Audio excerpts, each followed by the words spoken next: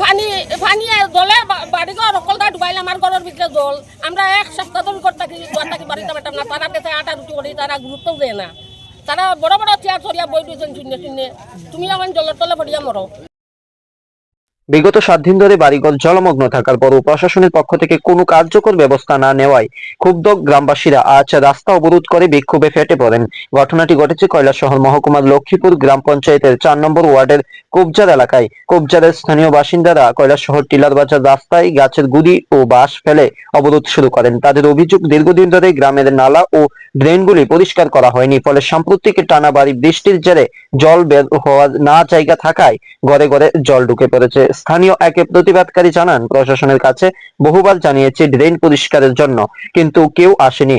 এখন আমাদের ঘরে রান্না করা যাচ্ছে না, বাচ্চারা অসুস্থ হয়ে যাচ্ছে, বাধ্য হয়ে আমরা রাস্তায় নেমেছি। অবরোধ চলাকালীন সময় যান চলাচল সম্পূর্ণভাবে বন্ধ হয়ে যায়, বহু গাড়ি রাস্তায় দাঁড়িয়ে পড়ে। পরে প্রশাসনের পক্ষ থেকে একটি প্রতিনিধি দল ঘটনাস্থলে পৌঁছে গ্রামবাসীদের সঙ্গে কথা বলে এবং পরিস্থিতি নিয়ন্ত্রণে আনার চেষ্টা করে। এলাকার মানুষদের দাবি, অবিলম্বে ড্রেন পরিষ্কারের কাজ শুরু করতে হবে এবং জল বের করার জন্য বিকল্প ব্যবস্থা নিতে হবে, না হলে আন্দোলন আরো জোরদার হবে। স্থানীয় প্রশাসন সূত্রে জানা গেছে, পরিস্থিতি বিবেচনায় রেখে দ্রুত ব্যবস্থা নেওয়ার আশ্বাস দেওয়া হয়েছে, তবে কবে নাগাদ কাজ শুরু হবে তা এখনো নিশ্চিত কিছু জানানো হয়নি। বাড়িঘরের জল যাইতে পারে না, সব ড্রেন পুরা বন্ধ। রাস্তার ফুলদি করে ড্রেনটা পরিষ্কার নাই, ক্লিয়ার নাই, টাউনের সারা জল এলাম এদিকে ড্রেনের মাঝে মানুষে মাটি ফেলাইয়া পুরো রাস্তা ড্রেন বন্ধ করিয়া রাখিছে, জল এদিকে যায় না, আমার উঠান এদিকে জল উঠিয়া যায়। কতটা পরিবার আছে আমরা এখানে জল লেগে সমস্যা আছে। আমরা 7-8 দিন ধরে আমরা জল লাগি, জলে বাড়ি ঢুকাই। আপনারা যে বাড়িঘর, এটা কোন জায়গাতে? এটা লক্ষ্মীপুর খুব যার ধরে এটা কোন কত নম্বর ওয়ার্ড? লক্ষ্মীপুর। নম্বর ওয়ার্ড। তো এটা কতটা পরিবার এরকম জলমগ্ন আছে?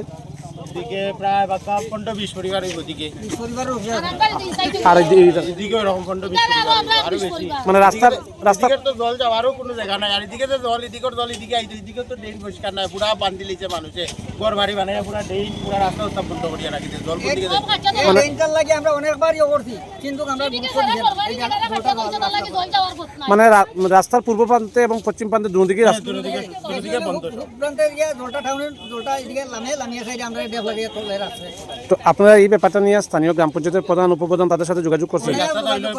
এই ড্রেনটা হলো পিডব্লিউডি, এটা পঞ্চায়েতের না, এটা পিডব্লিউ পঞ্চায়েতে বুধবার জানান, এই যে পঞ্চায়েতে আমরা করতে পারতাম না, এটা পিডব্লিউডি। তো আপনারা কি এই ব্যাপারটা নিয়ে স্থানীয় এসডিএম কিংবা স্থানীয় বিডিও জানানি হয়েছে? আমরা তো ইয়রে জানাইলাম, ওই সমিতির মেম্বারদেরও জানাইছি, তাই না এসডিএম ডে জানাইছে, কতদিন আগে শুনছি এসডিএম আইয়া দেখতেও গেছে, কোনো রেসপন্স দিচ্ছে না।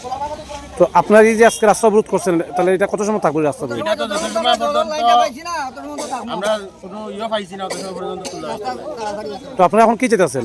তো ড্রেন পরিষ্কার করিয়া দোক, সরকার জল যাও, সরকারি জায়গা সরকারি ড্রেন পরিষ্কার করিয়া দোক, জল যাইতো, আমরা জল থেকে বাঁচতাম আর কিছু।